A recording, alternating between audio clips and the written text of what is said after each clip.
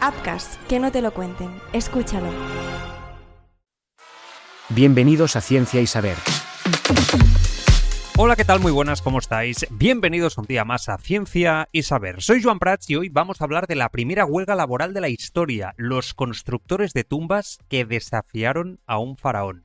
Cuando pensamos en huelgas laborales, solemos proyectar imágenes del mundo moderno, chimeneas industriales humeantes, sindicatos enfrentándose a grandes compañías o multitudes marchando por avenidas urbanas.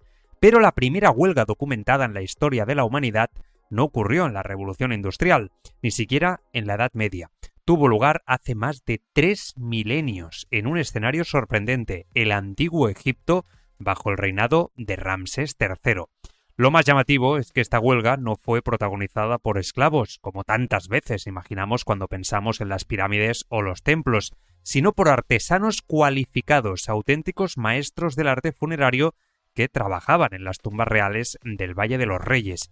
Vivían en una comunidad organizada, tenían salarios, derechos y responsabilidades, y cuando el Estado dejó de cumplir con su parte, se levantaron en protesta.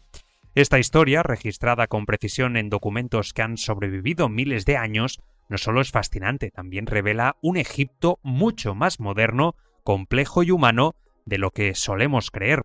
Es un relato de dignidad, organización colectiva y una sorprendente conciencia laboral. A diferencia de los mitos populares, los hombres que construían y decoraban las tumbas reales no eran esclavos encadenados, eran trabajadores especializados que vivían en una aldea exclusiva llamada Deir el Medina, situada en la orilla occidental de Tebas. Arqueólogos y egiptólogos coinciden en que esta comunidad estaba formada por una élite técnica. Sus habitantes eran pintores de precisión quirúrgica, escultores capaces de trabajar el granito con instrumentos rudimentarios, talladores de relieves, carpinteros expertos en muebles rituales, escribas con enorme formación y artesanos capaces de transformar la piedra en eternidad. Sus viviendas estaban bien construidas, su alimentación era estable y, algo sorprendente para la época, contaban con jornadas reguladas, días libres, permisos por enfermedad o duelo, supervisión administrativa del Estado y salarios en forma de raciones de comida. Este modelo laboral, tan estructurado, revela una verdad histórica sólida. Egipto no funcionaba solo por miedo o esclavitud, sino por talento organizado. Nos situamos en el año 29 del reinado de Ramsés III, aproximadamente en el 1152 a.C. Egipto atravesaba un periodo de tensiones económicas debido a guerras costosas contra los pueblos del mar, corrupción extendida entre funcionarios locales, dificultades para administrar los almacenes estatales y reducciones en las cosechas. Las raciones que formaban el salario de los artesanos comenzaron a retrasarse. Pasó una semana, pasaron 10 días y cuando la situación llegó al día 18 sin recibir comida, las familias ya no podían sostenerse y la comunidad tomó una decisión inédita hasta la fecha. Por primera vez en la historia registrada, un grupo organizado de trabajadores abandonó su puesto para presionar al Estado. Los artesanos dejaron las tumbas, bajaron de las montañas que protegían el Valle de los Reyes y marcharon hacia el templo funerario de Ramsés III, donde se almacenaba parte del grano. El escriba que documentó los hechos anotó una frase que resuena aún hoy: «Tenemos hambre, no es gran cosa pedir 30 días de pan». Fue un acto pacífico, fue un acto colectivo, fue un acto consciente y fue oficialmente la primera huelga laboral de la historia. Los funcionarios del templo quedaron desconcertados, trajeron pan y cerveza en cantidades pequeñas para intentar calmarlos, pero los trabajadores se mantuvieron firmes, querían el pago completo que les correspondía, no migajas improvisadas.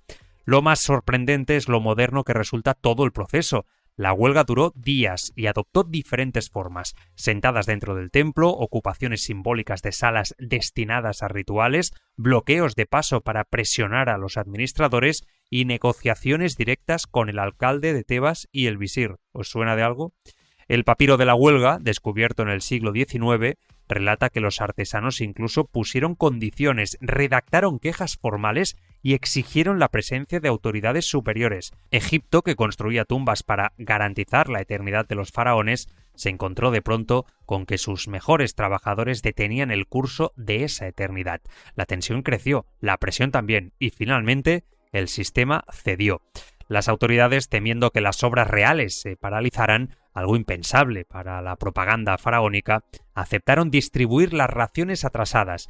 Volvieron a circular los sacos de grano, regresaron el aceite y las verduras. La huelga, al fin, terminó.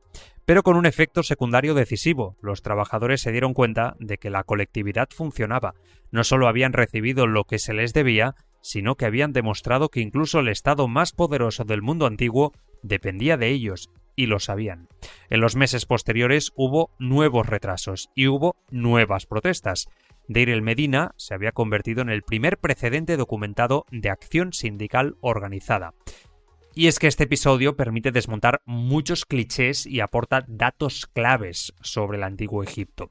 Los trabajadores eran remunerados, no esclavos. Egipto tenía un sistema laboral complejo con profesionales capaces y bien valorados. El Estado era responsable ante sus trabajadores. Existían registros escritos de conflictos laborales. Las protestas eran civilizadas y no violentas. Existía conciencia de justicia laboral, la comunidad funcionaba casi como un protosindicato y el prestigio del faraón dependía de su capacidad de garantizar, sobre todo, la estabilidad. Aunque hayan pasado más de 3 milenios, la historia de Deir el-Medina conserva una vigencia sorprendente. La protesta de aquellos artesanos revela que, incluso en una civilización tan jerárquica y aparentemente rígida como el Egipto faraónico, la dignidad humana era un motor capaz de mover estructuras enteras.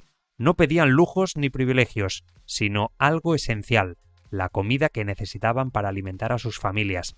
Ese impulso, el de exigir justicia básica, es tan antiguo como el propio trabajo. También demuestra que el papel del trabajador cualificado era fundamental. La grandeza del imperio dependía de manos expertas capaces de convertir la piedra en eternidad. Sin ellos, ni los templos ni las tumbas reales podían construirse y, por tanto, ni el poder del faraón ni la comunidad del orden cósmico que representaba podían sostenerse.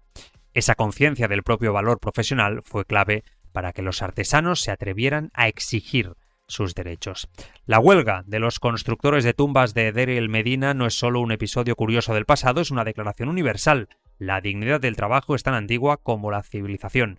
Estos artesanos que comentamos, cuyos nombres en su mayoría no conocemos, se atrevieron a desafiar al Estado más poderoso. No trabajaremos hasta que cumpláis con vuestra parte, dijeron, y el Estado cumplió. 3000 años después, su acto resuena como un recordatorio contundente de que la justicia, la protesta y el derecho a ser tratados con dignidad son principios que atraviesan la historia humana de principio a fin. Mañana más, Ciencia y Saber. Ciencia y Saber, una producción de Outcast.